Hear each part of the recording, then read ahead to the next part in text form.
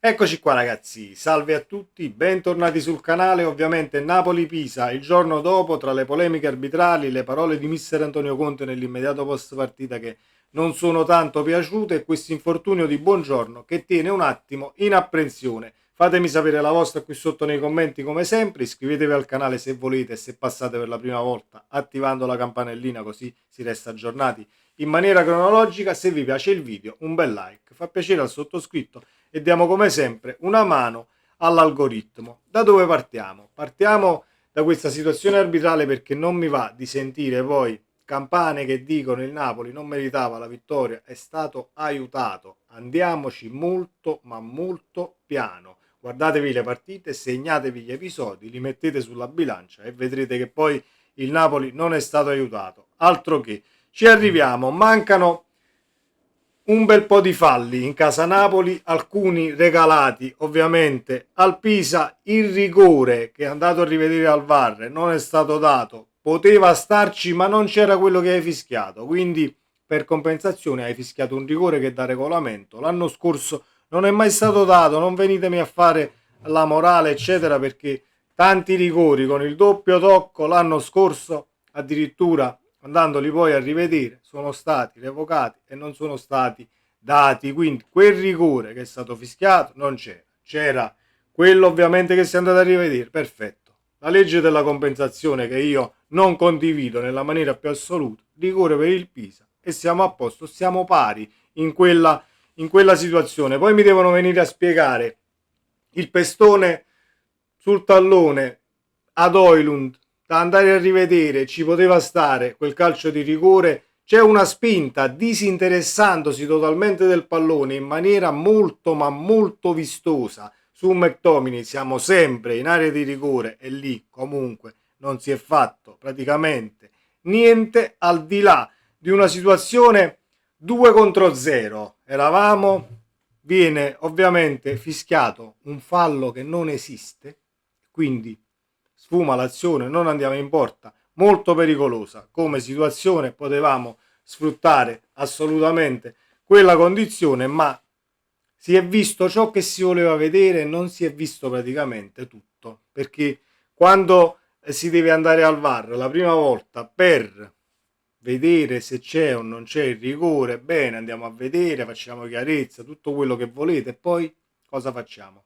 Durante il resto poi della partita spegniamo tutto, mandiamo il varista a casa un'ora prima e facciamo dirigere il match ad un arbitro che comunque non è stato all'altezza e per me non è all'altezza di dirigere una partita di Serie A, forse categorie minori, ma relativamente, perché poi diciamo che la giustizia dal punto di vista arbitrale in un match, o che sia eccellenza o che sia Serie A, per me deve sempre starci. Non è che io gioco in eccellenza allora mi devo tenere situazioni che portano comunque a falsare un tantino l'andamento del match. Questo è quanto, e per quanto mi riguarda, la situazione arbitrale. Quindi non ci siamo rubati assolutamente i 3 punti.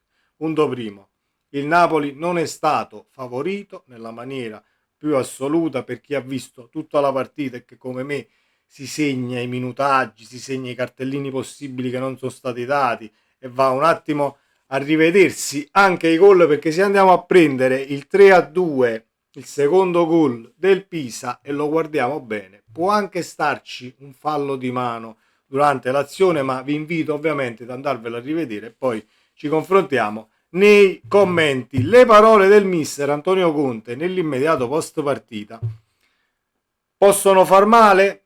Sì, possono far male, ma dobbiamo in primis considerare il personaggio e la situazione poi temporale che il Napoli sta vivendo per quanto riguarda Conte e la gestione. Siamo al secondo anno di Antonio Conte e quindi già, diciamo, se andiamo a prendere episodi passati al secondo anno in altre società, le lamentele sono aumentate e scattano all'improvviso, quando meno te lo aspetti. Ma andiamo a riprendere un attimo le parole del mister, così facciamo il punto e vi dico la mia, perché a me la situazione che è stata analizzata dal punto di vista le altre sono attrezzate e quant'altro non tanto va giù.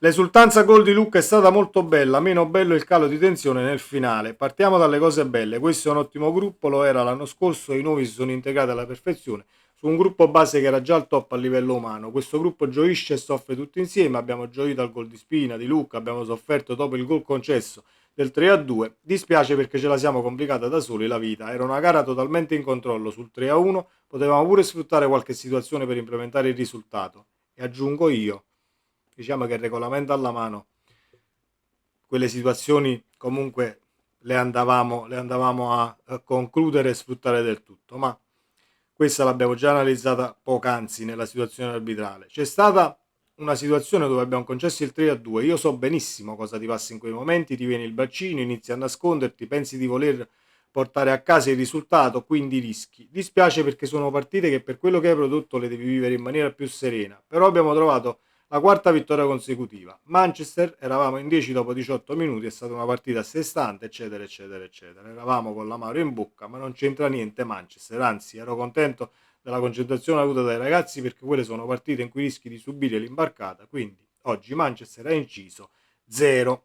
Il finale è stato eccesso di convinzione o superficialità? Bella domanda, dice Conte, dovremo andare a vedere a fondo, ne parlerò un po' con i ragazzi perché la cosa migliore è non dare sentenze. Io ho bisogno di parlare e confrontarmi con loro. Quando ero calciatore apprezzavo l'allenatore che parlava, voglio capire, entrare nelle loro teste, eccetera, eccetera, eccetera. È successo anche con la Fiorentina, però quindi è una situazione assolutamente da analizzare e da correggere perché devi durare 90 minuti, che sia una partita di Serie A o una partita di Champions, che sia il Pisa o la Juventus a Torino. Non esiste calare nemmeno 30 secondi perché poi l'avversario vede che stai calando e ne approfitta. Come procede l'inserimento di Lucca?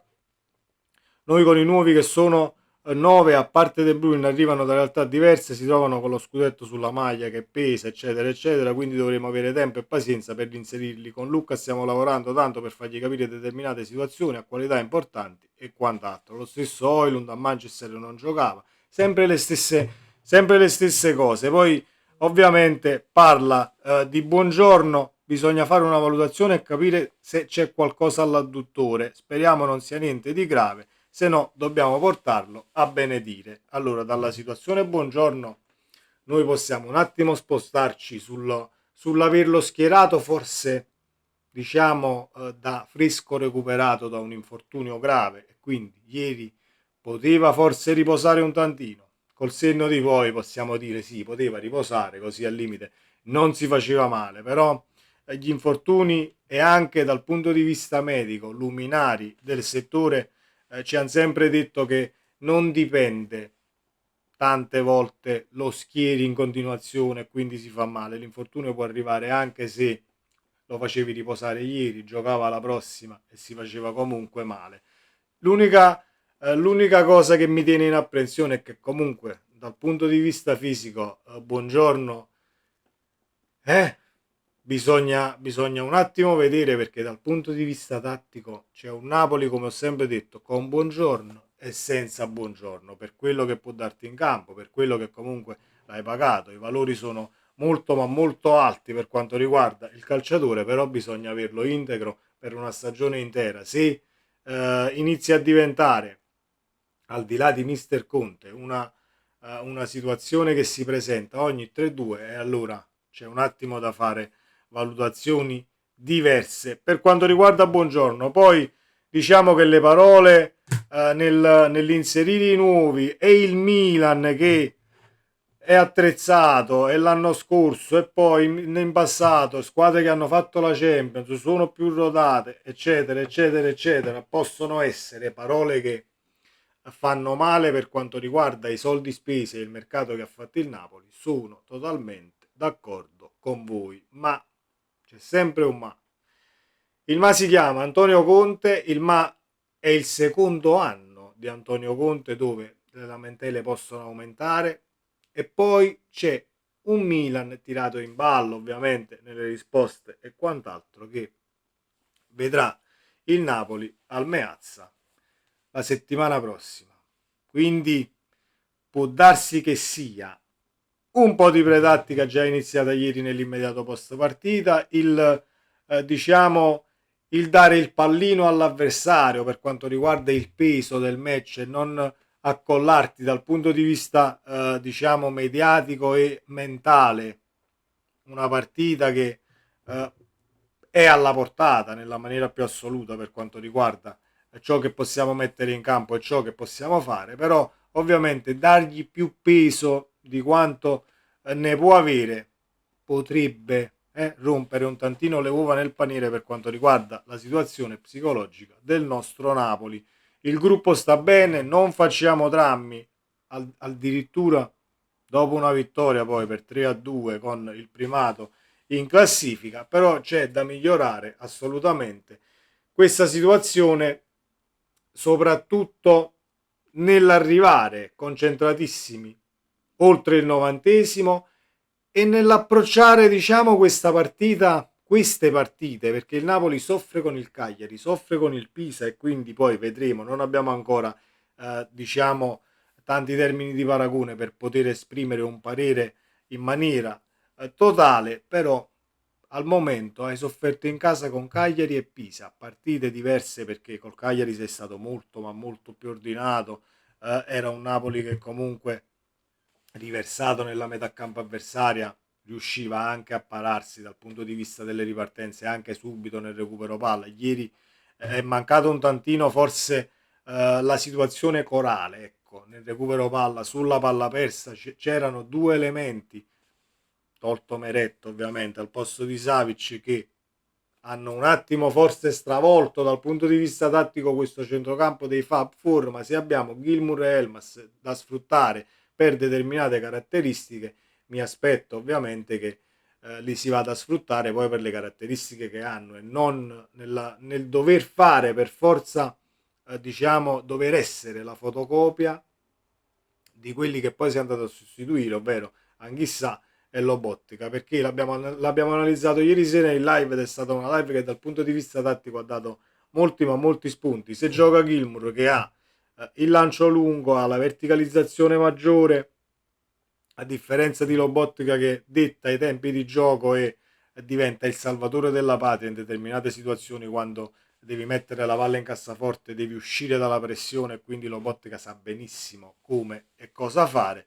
però se schieri Gilmour devi aprirti sugli esterni, per quanto mi riguarda e per quanto ci riguarda nella live, perché con i nostri amici ieri sera in live comunque ne abbiamo discusso e siamo tutti d'accordo. Se gioca lo scozzese devi sfruttare poi le caratteristiche tecniche e balistiche di Gilmour nel poter aprire sugli esterni ed avere uno almeno al di fuori di Politano che a sinistra possa allargare il gioco. Non ci facciamo assolutamente la testa, mi sono dilungato anche troppo, il Napoli non ha rubato praticamente niente perché numeri alla mano, minuti alla mano, mettiamo tutto in archivio per chi poi si viene a presentare tra qualche giornata e dice Mertens a Crotone, vi ricordate, eccetera, eccetera, eccetera. Noi abbiamo tutto scritto e archiviato e siamo pronti a sbatterglielo in faccia. Sempre Forza Napoli, ci vediamo nel prossimo video. Ciao.